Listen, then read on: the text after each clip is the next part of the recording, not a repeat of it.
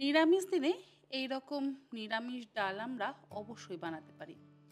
একঘেয়ে ডাল না খেয়ে মুখের স্বাদ বদলানোর জন্য একটু যদি অন্যরকম করা যায়, তাহলে দেখবেন বাড়ির সকলেরই ভালো লাগবে।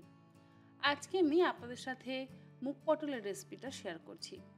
তার জন্য নিয়েছি এখানে 250 গ্রাম পরিমাণে সাদা পটল, আর তার সাথে নিয়ে নিলাম 150 গ্রাম পরিমাণে মুগের ডাল। এখানে আমি সোনা মুগের ডাল ব্যবহার করছি। প্রথমেই ডালটাকে ভেজে নেব। কড়াইতে দিয়ে দিলাম 150 গ্রাম পরিমাণে সোনা মুগের ডাল। গ্যাসের ফ্লেমটাকে হাইতে করে দিয়ে মিনিট 3 সময় ধরে হালকা করে আমি মুগ ডালটাকে ভেজে নেব। মুগ ডাল খুব বেশি লাল করে ভাজবার প্রয়োজন নেই। যদি আবার বেশি লাল করে ভাজা হয় তাহলে কিন্তু ডাল সেদ্ধ হতে অনেক সময় লাগবে।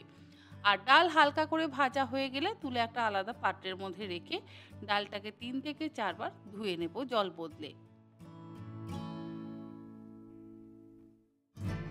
ডাল ভালো মতন ধোয়া হয়ে যাওয়ার পর পরিমাণ মতন জল দিয়ে ডালটাকে সেদ্ধ হতে দেব। আর ডাল সেদ্ধর জন্য এখানে দিয়ে দিলাম 1 চা চামচ পরিমাণে লবণ। অপরদিকে পটলের খোসা আমি ছাড়িয়ে নিয়েছি।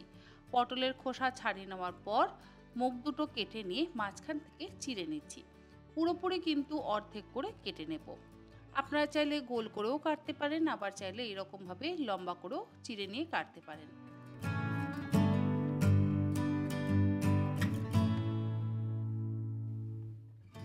পটলের গায়ের পুরো খোসাটা আমি ছাড়াইনি, অল্প অল্প পটলের খোসা কিন্তু রেখে দিয়েছি। যেরকমভাবে আমরা পটলের তরকারি বা পটল ভাজা করি সেরকমভাবেই পটলের খোসা একটু রেখে দিয়েছি।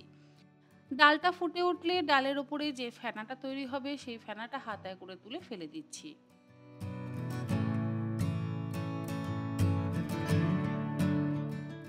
আর ডাল সেদ্ধ হতে হতে আমি পটলগুলো ভেজে নেব। পটল ভাজবার জন্য কড়াইতে দিয়ে দিলাম 3 থেকে 4 চা চামচ পরিমাণে সর্ষের তেল।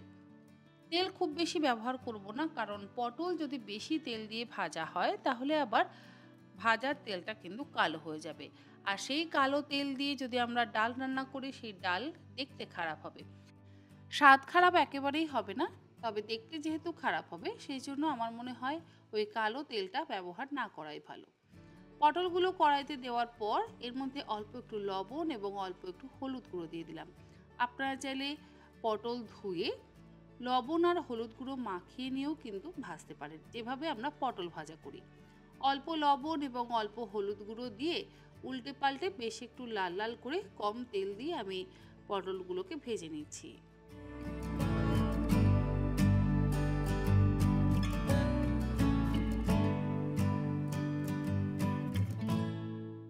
আর পটল ভাজা হয়ে গেলে তুলে একটা আলাদা পাত্রের মধ্যে রেখে দেব। দেখুন বেশ লাল করেই কিন্তু আমি পটলগুলো ভেজেছি।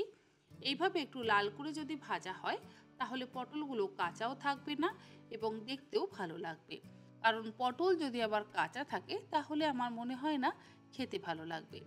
অপরদিকে ডাল কিন্তু আমাদের মোটামুটি সেদ্ধ হয়ে গেছে, তবে আরেকটু যদি ডালটা সেদ্ধ হয় তাহলে ভালো হয়। আমি এটা বাটিতে করছি বা সসপ্যানে করছি। আপনারা চাইলে কিন্তু প্রেসার কুকারেও একটা সিটি দিয়ে ডাল সেদ্ধ করে নিতে পারেন। অনেক সময় দেখা যায় প্রেসার কুকারে ডাল সেদ্ধ করলে ডাল গলে যায়। সেই জন্য আমার মনে হয় এভাবে যদি বাটিতে ডাল সেদ্ধ করা হয় খারাপ হবে না। রান্নাটা করবার জন্য কড়াইতে দিয়ে দিলাম 1 টেবিল চামচ পরিমাণে ঘি। রান্নাটা আমি ঘিতে করব। ঘি গরম হয়ে গেলে এর মধ্যে ফোড়ন দিয়ে দিচ্ছি 1/2 চা চামচ পরিমাণে গোটা জিরে, একটা ফাটিয়ে নেওয়া তেজপাতা আর দুটো ফাটিয়ে নেওয়া শুকনো লঙ্কা। যেহেতু নিরামিষ রান্না, ঘি ব্যবহার করলে স্বাদ এবং গন্ধ দুটোই ভালো হবে। 1/2 চা চামচ পরিমাণে আদা বাটা ফোড়ন দিয়ে দিলাম। আদা বাটাটা হালকা করে ভেজে নেওয়ার পর এর মধ্যে আমি সেদ্ধ করে নেওয়া মুগের ডালটা দিয়ে দেব। আদা বাটা খুব বেশিক্ষণ সময় ধরে কিন্তু ভাজবার প্রয়োজন নেই।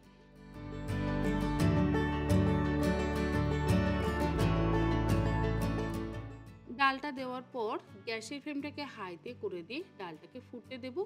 আর দিয়ে দিলাম এর মধ্যে 1/4 চা চামচ পরিমাণে হলুদ গুঁড়ো। হলুদ গুঁড়ো আপনারা চাইলে দিতেও পারেন, আবার চাইলে নাও দিতে পারেন। আমি সামান্য একটু হলুদ গুঁড়ো ব্যবহার করলাম। এরপরে ডালটাকে আরও 2 মিনিট ফুটিয়ে নেব আর ভাজা পটলগুলো এই ডালের মধ্যে দিয়ে দেব। খুব বেশি মশলা কিন্তু আমি এই মুগ পটলে ব্যবহার করব না। অতিরিক্ত মশলা আমার মনে হয় না গরমকালে খাওয়া খুব একটা ভালো। তাই হালকা মশলা দিয়ে যেরকমভাবে আমরা ডাল রান্না করি সেই রকমভাবেই আমি মুগ পটলের রেসিপিটা বানালাম এবং আপনাদের সাথেও শেয়ার করলাম। আশা করি আমার যেমন ভালো লাগে আপনাদেরও ভালো লাগবে। ১ চা চামচ আদার রস দিয়ে দিলাম। আদা বাটা তো ফোড়নে দিয়েছি। এবার একটু আদার রস দিলাম, এতে গন্ধটা আরও বেশি ভালো হবে, স্বাদ তো ভালো হবেই। দিয়ে দিলাম ৪টে চেরা কাঁচা লঙ্কা। এরপরে মিডিয়াম টু হাই ফ্লেমে মিনিট ৩ ফুটিয়ে নিলেই তৈরি কিন্তু আমাদের মুগ পটলের রেসিপি। যেহেতু সম্পূর্ণ নিরামিষ রান্না সেই জন্য এর মধ্যে সামান্য একটু চিনির ব্যবহার করলাম। চিনিটা অবশ্যই আপনারা নিজেদের স্বাদ অনুসারে ব্যবহার করবেন। আর পটল ভাজবার সময়তেও আমরা লবণ ব্যবহার করেছিলাম এবং ডাল সেদ্ধ করবার সময়তেও যেহেতু লবণ ব্যবহার করেছিলাম, তাই আর এই ডালের মধ্যে লবণ দিলাম না।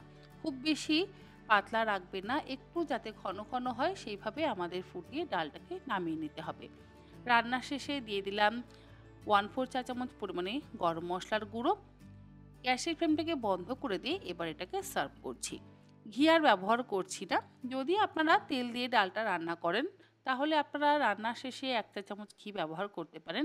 আমি যেহেতু ঘি দিয়েই ডালটা রান্না করেছি সেই জন্য আমি রান্না শেষে আর ঘির ব্যবহার করলাম না। তবে আপনাদের ইচ্ছে হলে আপনারা রান্না শুরু এবং শেষ দুবারই ঘিয়ের ব্যবহার করতে পারেন। আশা করি তন্হির পাকশালার এই মুগ পটলের রেসিপি আপনাদের ভালো লাগলে অবশ্যই এরকমভাবে একবার অন্তত রেসিপিটা বাড়িতে বানিয়ে দেখবেন। বাচ্চা থেকে বড় সকলেরই ভালো লাগবে। আজকে তাহলে এই পর্যন্ত। আবার হাজির হয়ে যাব অন্য কোনো রেসিপি নিয়ে। ভালো থাকবেন, সুস্থ থাকবেন। ধন্যবাদ।